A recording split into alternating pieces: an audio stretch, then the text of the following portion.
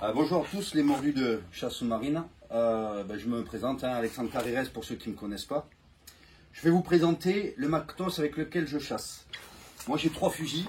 Alors 3 fusils de pauvre. Je suis un peu adhérent à la marque Subea parce que c'est pas très cher. Et finalement pour le poisson que je fais ça me suffit amplement. Alors le premier c'est un 90 tout simple. Voilà, marque Subea. C'est un fusil qui est à 60 €.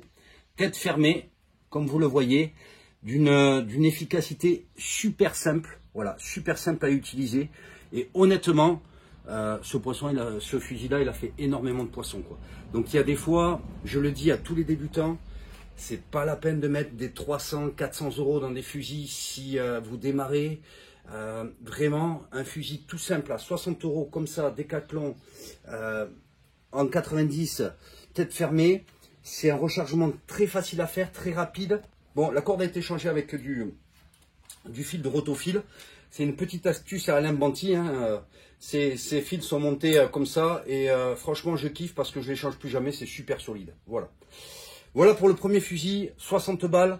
Moi, je pense que pour un fusil pas cher, on devrait tous l'avoir parce que ça marche très bien et c'est super efficace. Voilà. Après, j'ai un petit 75 pour le trou. Qui tape relativement fort. Alors ce coup-ci, j'ai pris le 75, toujours pareil de chez Subea, qui est un peu plus cher. Je ne veux pas dire de bêtises, je crois qu'il est à 75 € celui-ci. C'est une tête ouverte, comme vous pouvez le voir. Voilà, avec le fil qui repasse par-dessus. Et le système de shadow avec la corde, avec les flèches à ergot. Voilà. Très très bon fusil pour ma part, celui que j'utilise maintenant presque le plus pour la chasse à l'indienne. Par contre, il demande un maniement dans l'eau un petit peu plus compliqué puisque comme en fait vous êtes en tête ouverte ici, quand vous venez mettre votre flèche, la flèche elle a tendance à faire ça avec le courant, d'accord? Donc c'est peut-être réservé à quelqu'un qui a déjà manipulé du fusil. Préférez si vous êtes débutant le même 75 en tête fermée. Voilà. Autre détail. J'ai cassé cette corde, et bien là, il faudra que je demande à Anthony Tesla qui me montre comment il fait, lui, pour changer la corde, parce que je me suis agacé. Heureusement, j'ai trouvé un Shadow Crazy avec les anneaux qui sortaient, parce que moi, j'avais un système de nœud contre nœud, je m'en suis jamais sorti, honnêtement. Donc ça aussi, sur l'entretien du fusil, un peu plus compliqué, quoi, un peu plus compliqué. Par contre, en précision, la tête ouverte, 10 fois meilleure que les autres, voilà. Je rappelle que pour viser, d'accord, il n'y a que 2 façons de viser. C'est soit on vise bras tendu et on regarde la flèche sur toute sa longueur. Soit on ne peut pas tendre le bras et à ce compte-là, on bascule la tête, on ferme l'œil directeur et on tire. Voilà. Souvent, les débutants ont tendance à tirer les 2 yeux ouverts. Ça rentre parfois, mais ça loupe aussi très souvent. Donc, souvent on me dit ouais c'est le fusil. Non, les fusils franchement, je vous dis un fusil à 60 €, j'ai fait du poisson énorme dedans. Donc ne croyez pas que c'est le fusil. C'est pas la peine d'acheter des fusils à 300 €. Voilà. Et le dernier que je viens d'acheter, je me suis fait plaisir.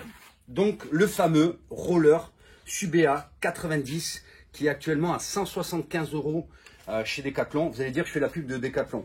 Pas du tout, c'est les seuls fusils que j'arrive à me payer en fait. Donc voilà, la tête au roller. Comme vous pouvez le voir, avec l'armement, on tire sur la corde ici, et ici l'arrêtoire qui vient, comme vous l'avez compris, sur les flèches à ergot que vous avez ici. Très très très facile à recharger. Très facile à recharger, je suis étonné de la simplicité du fusil. Voilà, c'est d'une simplicité monumentale à utiliser. Ça s'arme très très bien, il n'y a aucune difficulté. Le seul truc qui me fait peur, on revient sur ce que je vous disais, ça va être l'entretien de ce fusil là, quoi. L'entretien de ce fusil là avec les shadows là, honnêtement moi je maîtrise pas très bien les nœuds. Il faut vraiment que Anthony Tesla il me file un cours ou Roger parce qu'eux ils ont l'habitude et c'est tout nouveau pour moi. Voilà, l'avantage de ça, 90 ça tape comme un 110. Alors la tête est lourde, ne croyez pas que, je trouve que la tête elle est vachement lourde pour un roller, quoi. Par contre en puissance du tir on est sur l'équivalent d'un 110. Donc on gagne un petit peu en maniabilité comparé à un 110, forcément, et ça tape un peu plus fort. Mais on perd donc forcément 20 à 30 cm de longueur de fusil. Voilà. Jusqu'à présent, j'avais un 110. Je suis passé au 90 roller. J'ai fait cadeau mon 110 à un pote. Ça m'a fait super plaisir de lui donner. Et je tente mon coup maintenant sur les agachons avec ce 90 roller. Ça y est, il est plus vierge. Hein, il a déjà fait ses premiers loups, quoi. Voilà les copains, je vous fais un bisou en espérant que ça vous pu vous servir. Si vous avez des questions sur ces fusils Subéa que vous trouvez tous à Decathlon, encore une fois, j'ai aucun intérêt à vous présenter ça, c'est juste que c'est des fusils pas très chers. Et moi je trouve que ça fait le taf et ça fait du poisson. Voilà. Après il y a toujours mieux, évidemment, il y a du carbone, tout ça. Voilà. C'était juste pour vous présenter mon matos. Je vous fais un bisou à tous les mordus de pêche sous-marine. Ciao, ciao.